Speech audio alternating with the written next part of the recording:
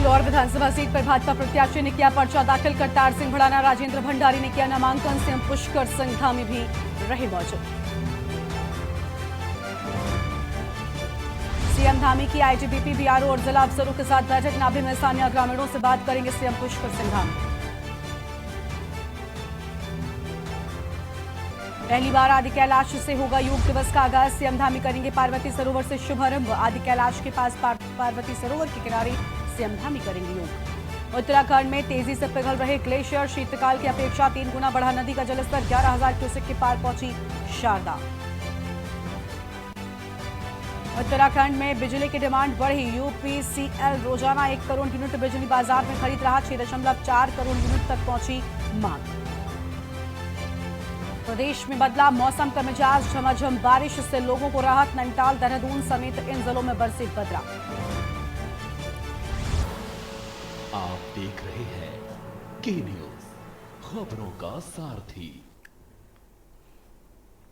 नमस्कार, आप देख रहे हैं के न्यूज इंडिया। मैं हूं आपके साथ गरिमा वाजपेयी। खबर उत्तराखंड की शुरुआत करते हैं देहरादून की खबर के साथ में, जहां विधानसभा उपचुनाव में बीजेपी प्रत्याशियों का आज नामांकन को लेकर बड़ी जानकारी सामने आई है और सीएम धामी भाजपा प्रत्याशियों के नामांकन में खुद शामिल हुए हैं। हरिद्वार में आपको बता दें कि करतार सिंह भड़ाना ने नामांकन किया है। गोपेश्वर में राजेंद्र भंडारी के नामांकन में शामिल हुए।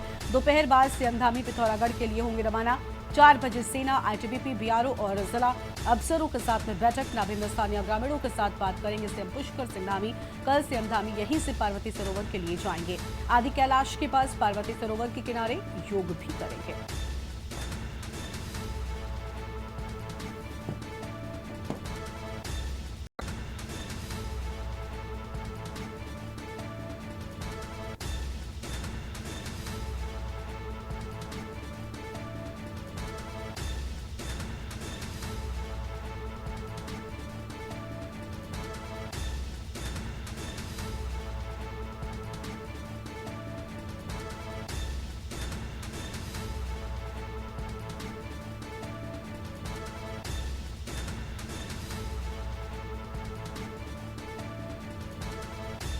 तो बड़ी जानकारी आपको हम बता रहे हैं।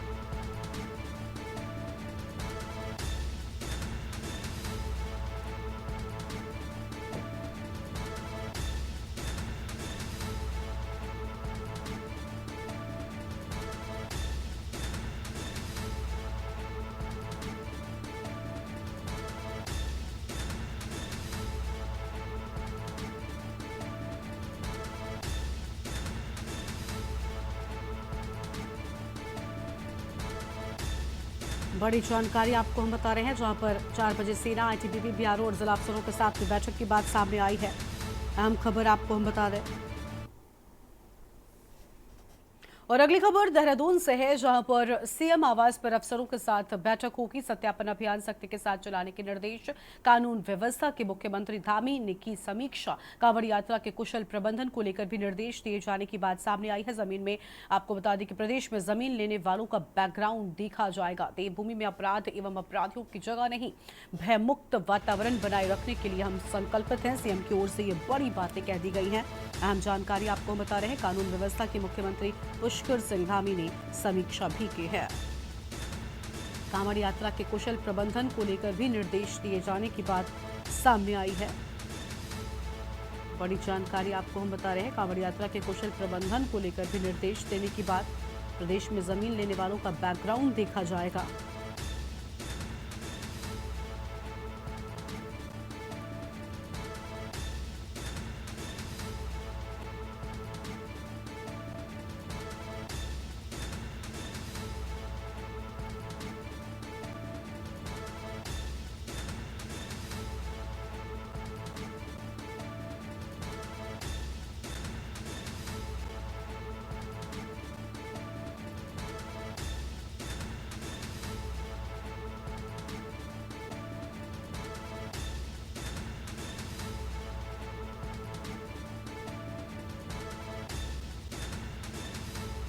फिलहाल ये बड़ी जानकारी आपको हम बता रहे हैं, जहां पर प्रदेश में जमीन लेने वालों का बैकग्राउंड देखा जाएगा। ये बड़ी जानकारी सामने आई है और देवभूमि में अपराध एवं अपराधियों की जगह नहीं होने की बात सामने आई है। बड़ी खबर आपको हम बता दें, भयमुक्त वातावरण बनाए रखने के लिए संकल्पित सीएम की ओर से अहम बातें कही गई हैं। और आगे बढ़ेंगे अब खबरों की ओर। उत्तराखंड परिवहन निगम की ओर से यात्रियों की सुविधा के लिए तमाम प्रयास किए जा रहे हैं। इसी बीच परिवहन निगम को 5 नई वॉल्वो बसें मिली है। परिवहन निगम के महाप्रबंधक संचालक दीपक जैन ने कहा कि निगम को 5 वॉल्वो बसें मिल गई हैं और जल्दी 7 अन्य वॉल्वो भी 15 दिनों के भीतर मिल जाएंगे। उन्होंने बताया कि नई वॉल्वो बसें आने के बाद अनुबंधन खत्म हुई पुरानी वॉल्वो बसों को बदला जाएगा। तो उन्होंने कहा कि परिवहन निगम की ओर से पहाड़ी क्षेत्रों में यातायात को सुगम बनाने के लिए 130 पहाड़ी बसों के ऑर्डर भी दे दिए गए हैं। संभावना है कि 15 जुलाई से पहले ये बसें भी प्राप्त होनी शुरू हो जाएंगी।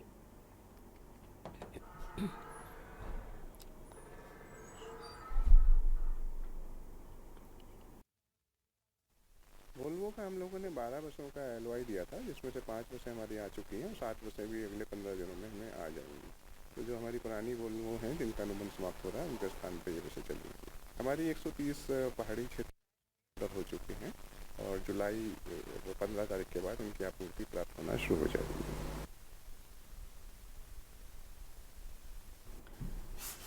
उत्तराखंड अपनी हरी भरी वादियों और नैसर्गिक सुंदरता के चलते विश्व प्रसिद्ध है। तो वहीं उत्तराखंड के राजस्व प्राप्ति का एक बहुत बड़ा माध्यम यहां का पर्यटन है। वहीं कैबिनेट मंत्री सतपाल महाराज ने उत्तराखंड में सड़कों का जाल बचाने के लिए और सड़कों को सुंदर बनाने के लिए अपनी प्रतिबद्धता जाहिर करते हुए कहा कि बहुत जल्द ही मुख्यमंत्री धामी और वो स्वयं अजय टम्टा, केंद्रीय सड़क परिवहन मंत्री नितिन गडकरी से मुलाकात कर दिल्ली जाएंगे।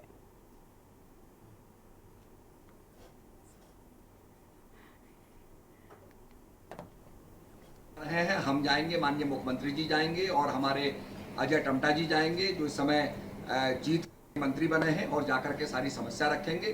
जो मामले सुलझे नहीं है उनको सुलझाएंगे और उत्तराखंड के लिए अधिक से अधिक पैसा लाएंगे ताकि यहाँ की सड़कें बन सकें और सीमा के इलाकों को जो वाइब्रेंट विलेज के साथ हम जोड़ रहे हैं उनको हम केंद्र से जोड़ सकें। राजधानी देहरादून के थाना रायपुर इलाके में गोलीकांड के मामले को लेकर स्थानीय लोगों ने खासा आक्रोश दिखाया है। 6 नंबर पुलिया चौक के पास में स्थानीय लोगों ने सामाजिक कार्यकर्ताओं ने धरना प्रदर्शन किया। वहीं प्रदर्शनकारियों ने जमकर नारेबाजी की और आरोपियों के खिलाफ सख्त कार्रवाई की मांग भी कर दी है।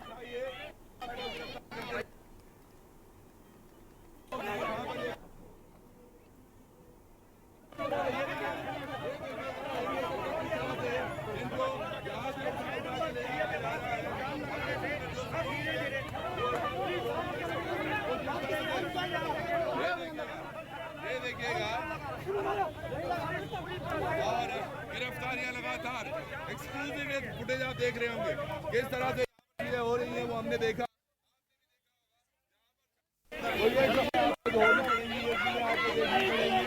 अगर आपको आवाज उठाइए हम आपको गिरफ्तार करके जाएंगे।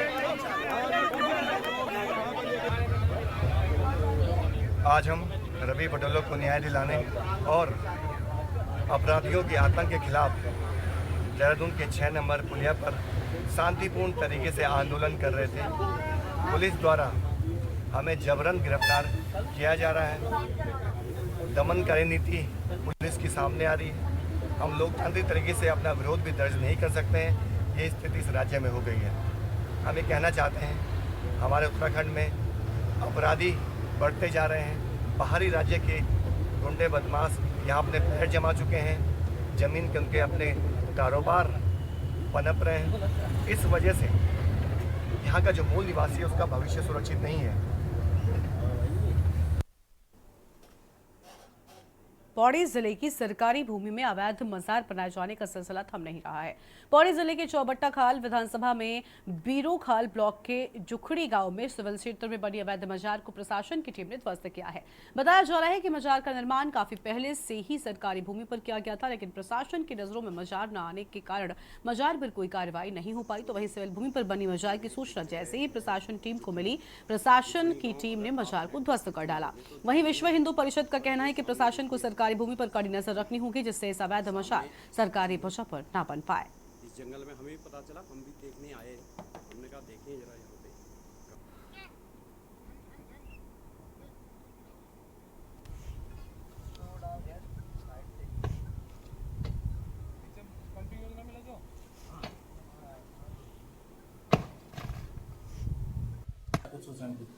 इस संबंध में जब मिली थी कि कहीं एक अवैध अतिक्रमण है और वो गैराबाद गांव में था, तो उसी क्रम में जो आवश्यक कार्रवाई की जानी थी, नियमानुसार कार्रवाई के लिए एसडीएम को लिखा गया और उनके द्वारा अपने स्तर पर जो भी कार्रवाई की जानी है उसे करते हुए अतिक्रमण को हटाया गया।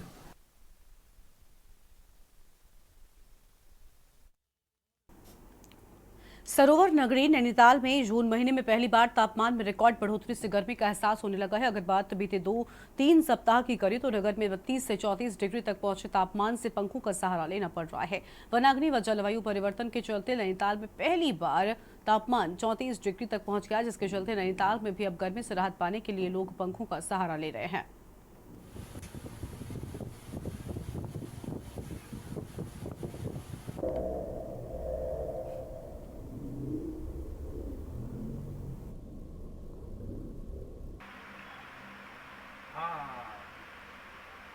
मैं आ गया, मैं ये आपको सरस्वती के पास में आ रहा हूँ, गोल्डर पे आ रहा हूँ।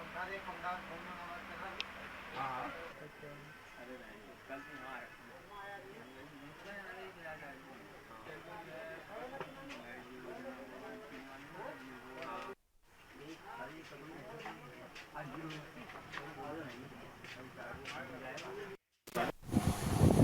सर इस बार अगर गर्मी का देखें तो गर्मी तो बहुत ज़्यादा है। गर्मी में दिन में बैठे बैठे ही पसीना आ रहा है। इस बार पंखे की ज़रूरत पड़ रही है। घर में भी अगर रात को भी देखें तो रात को भी पंखा चलाने की आवश्यकता पड़ रही है। मतलब गर्मी बहुत ज़्यादा है, उमस भी बहुत ज़्यादा हो रही है। पंखों की आवश्यकता पड़ने लगी है नैनीताल में। अब पर्यटक भी आने से कतराएंगे क्योंकि नीचे और यहाँ में मौसम में फ़र्क तो बहुत ज़्यादा रहना नहीं। पंखों की आवश्यकता क्या है? पंखे तो लगाए जा रहे हैं, दुकानदार लोग पंखे बेच रहे हैं और मैं चूँकि बाज़ार में हूँ, मैं लोगों को पंखे ले जाते हुए देख रहा हूँ। तो इसका मतलब ये है कि जैसे और साल ये था कि टेम्परेचर बड़े मुश्किल से 30 डिग्री पहुंचता था इस सरोवर नगरी में, लोग यहाँ आते थे ठंड का मज़ा लेने के लिए। लेकिन इस साल थोड़ा विपरीत परिस्थितियाँ हो गई हैं। ग्लोबल वार्मिंग कह लीजिए या ज़्यादा पर्यटकों की संख्या कह लीजिए या ज़्यादा या गाड़ियों का दबाव कह लीजिए या मकानों का दबाव कह लीजिए, मतलब बहुत सारे फैक्टर्स हैं, या जंगलों का कटान कह लीजिए। तो इन सब ने मिल कर के यहाँ का सरोवर नगरी का टेम्परेचर बढ़ा दिया है। और नैनीताल और कैची धाम घूमने आए हैं और यहाँ कैची धाम जो नीब करौली बाबा है वहाँ पर दर्शन करने आए थे और बहुत अच्छा व्यू है यहाँ का। स्थितियाँ अच्छी नहीं है। हमने भी अपनी ज़िंदगी में पहली बार पंखा यूज़ किया अपने घर में। पंखे बेचने वाले हम ज़रूर हैं, लेकिन ये स्थितियाँ बहुत अच्छी नहीं है नैनीताल के लिए। उत्तराखंड हाईकोर्ट ने टाइगर कैंप रिजॉर्ट के मैनेजर राजीव शाह की गलत तरीके से दर्ज की गई एफआईआर और गिरफ्तारी के मामले में रामनगर कोतवाली अरुण सैनी, गरजिया चौकी इंचार्ज प्रकाश पोखरियाल और उप निरीक्षक दीपक बिष्ट के विरुद्ध दायर अवमानना याचिका पर सुनवाई करते हुए तीनों को नोटिस जारी कर 3 सप्ताह में जवाब दाखिल करने को कहा गया है। मामले की सुनवाई के लिए कोर्ट ने 3 सप्ताह के बाद की तिथि नियत की है।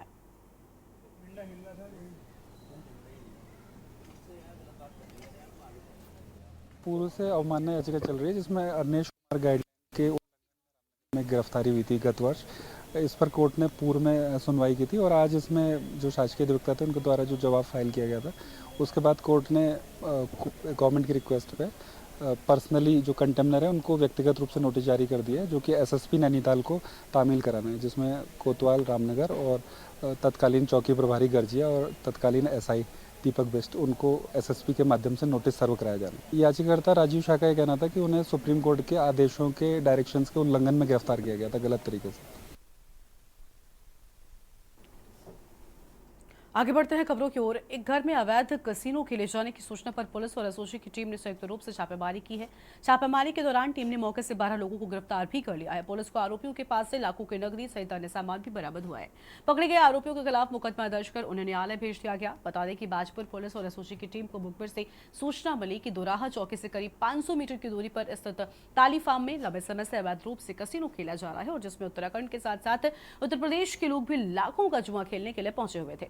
सूचना मिलते ही पुलिस और एसओजी की टीम में संयुक्त रूप से गुरमुख सिंह के घर में छापेमारी की और पुलिस ने पकड़े गए सभी आरोपियों के खिलाफ मुकदमा दर्ज करते हुए उन्हें न्यायालय भेज दिया है।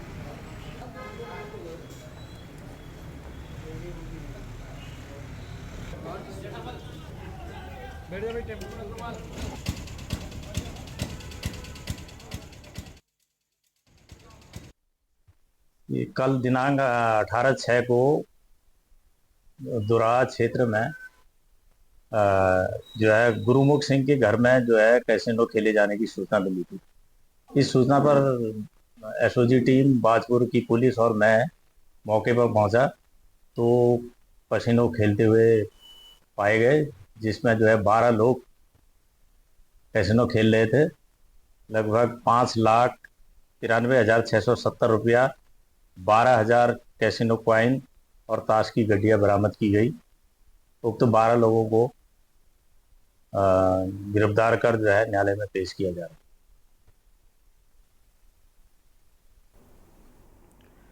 ऐसा पहली बार हो रहा है जब पहाड़ों पर लोगों के पसीने छूट रहे हैं। पिछले सालों तक ठंड रहने वाले जिलों में कूलर, एसी की जरूरत महसूस नहीं होती थी, लेकिन साल 2024 में ठंडे इलाकों के लोग भी त्राहिमाम कर रहे हैं। हालात तो ये हो गए हैं कि बाजारों में बड़ी डिमांड के चलते एसी कूलर हाथों हाथ बिक गए हैं और अब ग्राहकों के डिमांड के बावजूद मार्केट में आपूर्ति नहीं हो पा रही है।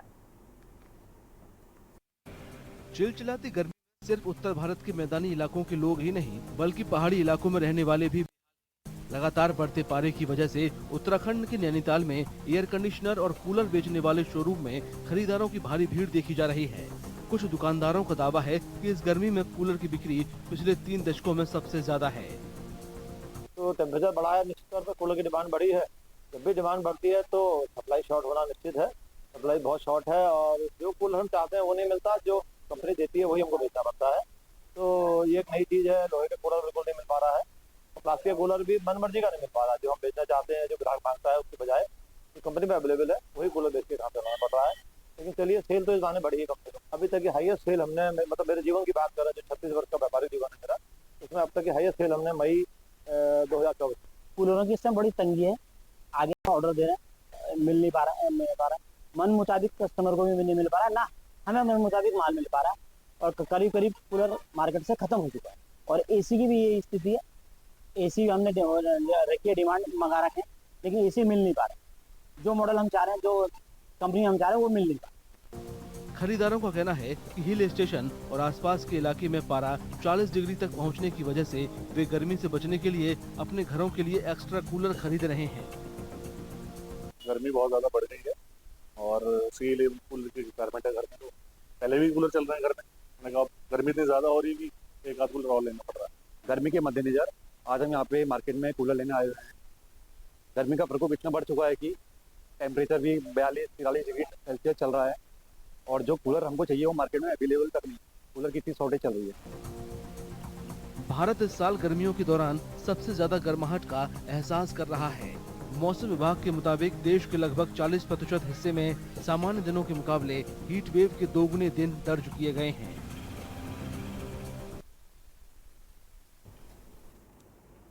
रामनगर के विश्व प्रसिद्ध जिम कॉर्बेट नेशनल पार्क प्रशासन को 3 खोजी कुत्ते मिल गए हैं। ये कुत्ते मानसून सीजन में कॉर्बेट पार्क की सुरक्षा करेंगे। कॉर्बेट टाइगर रिजर्व को 3 खोजी कुत्ते मिल गए हैं। ये आईटीबीपी, ट्रैफिक इंडिया और WWF और उत्तराखंड वन विभाग की संयुक्त परियोजना है और ये खोजी कुत्ते संदिग्ध लोगों की आसानी से पहचान भी कर लेंगे। उत्तराखंड के रामनगर जिले में मौजूद कॉर्बेट टाइगर रिजर्व के अधिकारियों को जंगली जानवरों को ट्रैक करने और गैर कानून शिकार पर रोक लगाने के लिए 3 बेल्जियम शेफर्ड डॉग मिले हैं। देखिए, कॉर्बेट टाइगर रिजर्व को अभी 3 स्निफर डॉग्स प्राप्त हुए हैं। ये ट्रैफिक इंडिया और ITBP, WWF और उत्तराखंड वन विभाग का कोलैबोरेटिव प्रोजेक्ट है। ये स्निफर डॉग्स जो हैं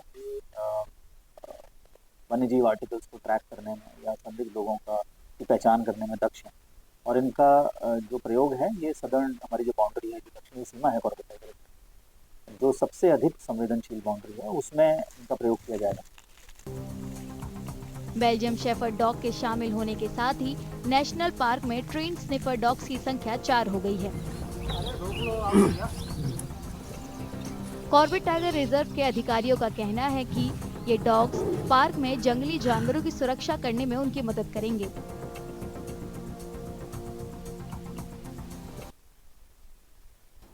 बदलते मौसम के चलते पालतू पशुओं की सेहत पर बुरा असर पड़ रहा है। तेज गर्मी होने से कुत्ते और बिल्लियों में उल्टी और दस्त की शिकायतों के मामले बढ़ गए हैं। राज्य के पशु चिकित्सालय में रोजाना कुत्तों में उल्टी दस्त के 15 से 20 मामले आ रहे हैं।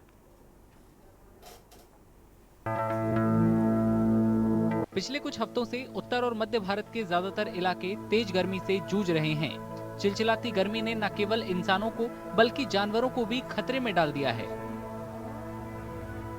उत्तराखंड के नैनीताल शहर में पालतू और आवारा जानवरों में थकान और गर्मी से जुड़ी बीमारियों के लक्षण दिखाई दे रहे हैं। डॉक्टरों ने पालतू और आवारा जानवरों को तेज गर्मी से बचाने के लिए इस दौरान धूप से बचाने और सुबह शाम नहलाने की सलाह दी है। जानवर चारा कम खा रहा है, बुखार आ रहा है, तो हम उनको यही एडवाइस करते हैं कि ये कोई बीमारी की वजह से नहीं है, क्योंकि इन्वायरमेंटल है, टेम्परेचर बहुत ज़्यादा है, इस वजह से उनका बॉडी टेम्परेचर बढ़ा है। तो उसमें हम जनरली एडवाइस करते हैं कि आप जो जहाँ पे अपनी गौशाला में जानवर रखते हैं वहाँ पे प्रॉपर वेंटिलेशन की व्यवस्था हो। अगर आप लाइट पंखे लगा सकते हैं तो पंखे लगाइए। अगर दिन में सुबह शाम जब अपने एनिमल को नहलाइए।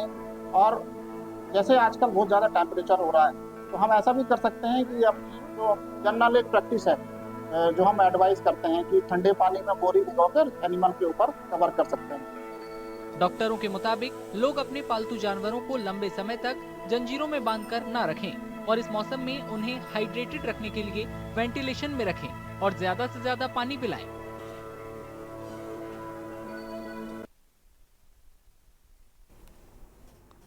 और इस बुलेटिन में इतना ही। आप देखते रहिए के न्यूज़ इंडिया। नमस्कार।